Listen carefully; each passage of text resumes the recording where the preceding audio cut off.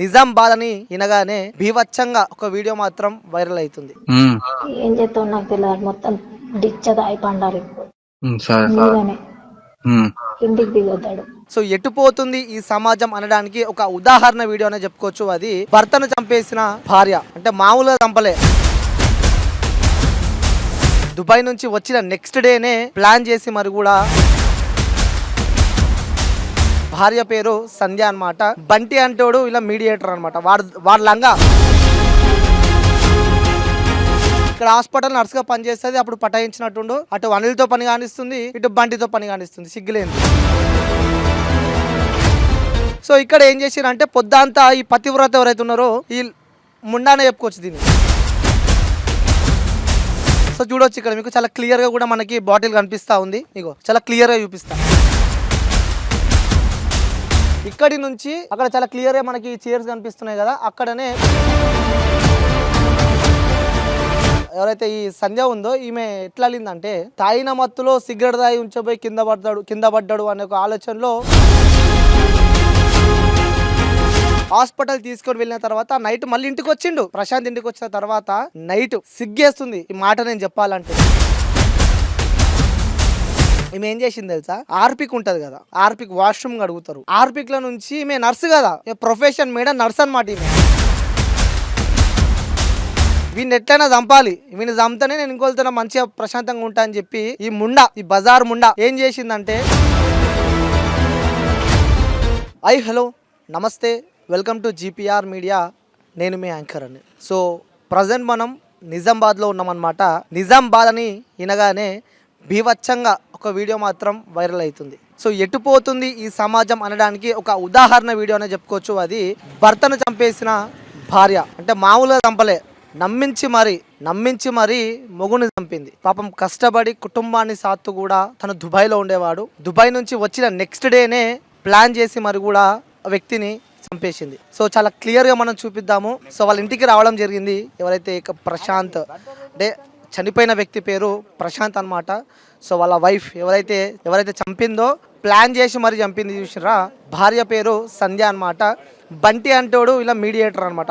వాడు లంగా బంటి అంటోడు ఈ సంధ్య అనే ఆ అమ్మాయి ఎవరైతే ఉన్నారో అమ్మాయితో వానికి ఎఫ్ఐఆర్ ఉండే. సో ఈ బంటితోనే కాకుండా కూడా ఇక్కడ లోకల్లో మీడియా అంట, తన పేరు అనిల్ అంట. సో తనతో కూడా తిను రిలేషన్లో ఉంది అని చెప్పి కూడా చెప్తా ఉన్నారు. ప్రస్తుతం వాళ్ళ ముగ్గురు కూడా రిమాండ్ అయినారు. ఎవరైతే సంధ్య ఉందో అలాగే అనిల్ ఎవరైతే ఉన్నారో వీళ్ళిద్దరితో పాటు కూడా బంటి అనే వ్యక్తి కూడా రిమాండ్లో ఉన్నాడు. సో ఒకసారి మీకు చాలా క్లియర్గా చూపిస్తాను నేను. ప్రశాంత్ వాళ్ళ ఇంటి దగ్గర మనం ఉన్నాం. ఎవరైతే ఈ సంధ్య ఉందో దొంగ సంధ్య అనే చెప్పుకోవచ్చు. ఎవరైతే ఈ సంధ్య ఉంది కదా మహానటి, సో ఈ మహానటి ఎవరైతే ఉన్నారో వాళ్ళ ఇల్లు అనమాట. వాళ్ళిద్దరు కలిసి ఇక్కడే ఉండేటోళ్ళు. పెళ్ళైన తర్వాత పిల్లలు పుట్టిన తర్వాత కూడా తను దుబాయ్లో ఉంటున్నాడు. ప్రశాంత్ ఎవరైతే ఉన్నాడో ప్రశాంత్ కూడా దుబాయ్లో ఉంటున్నాడు. సో దుబాయ్లో ఉంటూ కూడా తను కష్టపడి తన భార్య, తన పిల్లలు, తన జీవితం అంతా బాగుండాలని చెప్పి కూడా దుబాయ్లో అనునిత్యం తను కష్టపడి ఇక్కడ పైసలు పంపిస్తుండేవాడు. సో ఇక్కడ పైసలు పంపించుకుంటా కుటుంబం బాగుండాలని చెప్పి తను కోరుకుండో, కానీ ఇది ఉల్టా జరిగింది. ఉల్టా ఏం జరిగిందంటే ఇక్కడ ఉన్న మహానటి ఎవరైతే సంధ్య ఉందో ఊర్లో చాలామంది నేను ఉంచుకుందంట. 2-3 కాకుండా ఇంకా చాలామందిని ఉంచుకుందంట. మరి ఈ మహానటి ఒక నర్సు, అనమాట. సో ఎగ్జాక్ట్లీ చూడొచ్చు, ఇదే ఎవరైతే సంధ్య ప్రశాంత్ ఉన్నారో వాళ్ళ ఇల్లు అనమాట. సో మీకు చాలా క్లియర్గా లోపల కూడా చూపిస్తా, బయట కూడా చూపిస్తా. ఒకసారి మనం పైకి వెళ్దాం ఒకసారి. ఇదే మెట్లపై నుంచి కూడా వీళ్ళ ముగ్గురు ఎవరైతే సంధ్య, బంటి, ప్రశాంత్, వీళ్ళ ముగ్గురు. ప్రశాంత్ కూడా వచ్చి వన్ డేనే తను దుబాయ్ నుంచి ఇక్కడికి వచ్చిండు. వచ్చిన తర్వాత ఈ బంటి ఎవడైతుండో, బంటి చిన్న ఉన్నప్పటి నుంచి ప్రశాంత్కి తెలుసు. ఇక ఎట్లుంటుంది అబ్బా, ఒకటే ఊరు కాబట్టి ఎట్లుంటుంది అంటే, అరే నేను దుబాయ్లో ఉంటున్నా కదా, అక్కడ ఇంటి దగ్గర ఉంటారు, వాళ్ళకి ఏమన్నా కావాలి అంటే చూసుకోరా అని చెప్పి కూడా ఈ వర్షన్ ఉంటుంది. కాబట్టి ప్రశాంత్ అనే వ్యక్తి చాలా ఈజీగా బంటిని నమ్మిండు. కానీ ప్రశాంత్కి తెలియదు ఏంటంటే అదే బంటి వీళ్ళ వైఫ్ సంధ్య ఎవరైతే ఉన్నారో అమ్మాయితో ఇల్లీగల్గా మూవ్ అయ్యిండు. ప్రశాంత్ నమ్మిండు, అరే చిన్న ఉన్నప్పటి నుంచి తెలుసు కదా, ఇట్లా ఎందుకు చేస్తారని చెప్పి ఎవరైనా అనుకుంటాం. అబ్బా కోర్స్ నేను దుబాయ్లో ఉన్నా అనుకో, నాకు సంబంధించిన వాళ్ళు చిన్నప్పటి నుంచి చూసిన వ్యక్తులు ఇంటికి పోయారు, అబ్బాయి ఈడ పని ఉంటుంది జర చూసుకో అని చెప్పి ఎవరైనా చెప్తారు. కానీ వాడేం చేసిండు, చెప్పినందుకు పాపం ఇలా భార్యనే లైన్లో పెట్టిన తర్వాత ఏమైంది, ఇక దుబాయ్లో ఉంటుండు కదా ప్రశాంత్, దుబాయ్లో ఉంటుండు. ఈడ ఈ పని పట్టిండు. ఈడే కాకుండా బంటి కాకుండా ఈడు ఇంకోటి అనిల్ అంట, వాడు మీడియా అంట, ఈమె నర్సు కదా, ఇక్కడ హాస్పిటల్ నర్సుగా పనిచేస్తుంది, అప్పుడు పటాయించినట్టుండు, అటు అనిల్తో పని కానిస్తుంది, ఇటు బంటితో పని కానిస్తుంది, సిగ్గులేంది, ఇద్దరితోనో పని కానిస్తుంది. ఇక భర్త వస్తాడు కదా, భర్త ఇంటికి వచ్చిన తర్వాత ఎట్లుంటుంది, ఇక దొరుకుతుంది ఖచ్చితంగా. ఇక డౌట్ పడ్డది ఏం పడ్డదో, ఇంటికి వచ్చింది కాబట్టి, అరే నేను ఇంటికి వచ్చిన బంటి ఏం చేసిందంటే, అన్న ప్రశాంత్ ఉండు కదా, ప్రశాంత్ అయితే ఇంటికి వచ్చింది కాబట్టి ప్రశాంత్ తాగుదాం ఎట్లుంటుంది ఇక, ఆఫ్టర్ లాంగ్ టైం దుబాయ్ నుంచి వచ్చారు కాబట్టి ప్లాన్ చేశారు. ఇక మెల్లగా నిమ్మలంగా ఏం చేశారంటే, మంచిగా బీభత్సంగా మందు ఆపియాలి, మందు ఆపించి బిల్డింగ్ పైకి వెళ్ళి నూకు పడేయాలి అని వీళ్ళు స్కెచ్ చేశారు. ఎవరైతే ఈ బంటి ఈ సంజయ్ ఉండరో వీళ్ళు స్కెచ్ చేశారు. పాపం ప్రశాంత్ తెలియదు కదా, ప్రశాంత్ చాలా మంచోడు, చాలా అమాయకుడు, ప్రశాంత్కి తెలియదు. సో ఇక్కడ ఏం చేశారంటే, పొద్దంతా ఈ పతివ్రత ఎవరైతే ఉన్నారో ఈ చెప్పుకోవచ్చు దీన్ని, ఇదేం చేసిందంటే కింద తాగిపించింది మంచిగా. ఈ ప్రశాంత్ బంటి ఇద్దరు కలిసి మస్తు తాగిరు. అరే చీకటి అయింది కదా, ఎవరు చూడరు కదా, బిల్డింగ్ పైన పోయి తాగురు అని చెప్పి చెప్పిందంట ఈ పతివ్రత. వీళ్ళు బిల్డింగ్ పైకి వచ్చారు.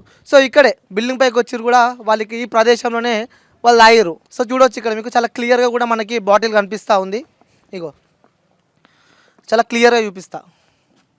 ఆ కాల్లో అంటా ఉన్నాడు కదా, ఆ మందు అయిపోతూ ఉందంటే ఆఫ్ ఉండగానే ఇంకొక మందు తెప్పించి పెట్టు, ఎందుకంటే మళ్ళీ డిచ్ కావాలి, డిచ్ అయితే ఏదో ఒకటి చేయొచ్చిన ప్రయత్నం వీళ్ళది. ఇక్కడ ఇంకోటి ఏంటంటే మీకు ఇక్కడ సిగరెట్ ప్యాక్స్ చాలా క్లియర్గా కనిపిస్తూ ఉన్నాయి. ప్రశాంత్ ఎవరైతే ఉన్నాడో సంధ్య వాళ్ళ హస్బెండ్, దుబాయ్ నుంచి వచ్చిన వ్యక్తికి కూడా సిగరెట్ తాగే అలవాటు ఉంది. తను ఆ సిగరెట్ బాగా తాగుతాడంట. సరే ఎవరు పర్సనల్ వాళ్ళకి తాగుతుండొచ్చు. సో మంచిగా తాగిరు, తాగినంబడే ఇక్కడ కరెక్ట్ వినండి ప్రజలారా, చాలా క్లియర్గా వినండి మీరు. పైకి వచ్చిరు కదా వీళ్ళు ముగ్గురు కలిసి మందు తాగిరు. మందు తాగిన తర్వాత మేడం ఉంది కదా పతివ్రత, ఈ మేడం ఉంది కదా, ఈ మేడ ఏం చేసిందంటే ఆమ్లెట్ తీసుకొస్తా అని చెప్పి బిల్డింగ్ పైకి వచ్చింది. ఇదే బిల్డింగ్ పైకి ఆమ్లెట్ తీసుకొని మేడం పైకి వచ్చింది. పైకి వచ్చింది. మనోడు ఏం చేసిందంటే, ప్రశాంత్ ఇక సిగరెట్ తాగుతారు కాబట్టి తాగుకుంటే నార్మల్గా ఇక్కడ కూడా సిగరెట్ ప్యాక్ ఉంది, ఇక్కడ సిగరెట్ తాగిండి అని చెప్పి చెప్తా ఉన్నారు. ఇక్కడ సిగరెట్ తాగి నార్మల్గా ఈ చూసే ప్రయత్నంలో కూడా ఇక్కడి నుంచి ప్రశాంత్ని కింద పడేసారు. అక్కడ చాలా క్లియర్గా మనకి చైర్స్ కనిపిస్తున్నాయి కదా, అక్కడనే ప్రశాంత్ని పడేసారు. అందులో కూడా బంటి ఎవడైతే ఉన్నాడో వాడు క్లియర్గా చెప్తా ఉన్నాడు, ఫస్ట్ ఆమె నూకింది, నా తర్వాత కూడా నేను కూడా చేయబెట్టి కిందికి నూకినా అని చెప్పి దరిద్రుడు కూడా చెప్తా ఉన్నాడు.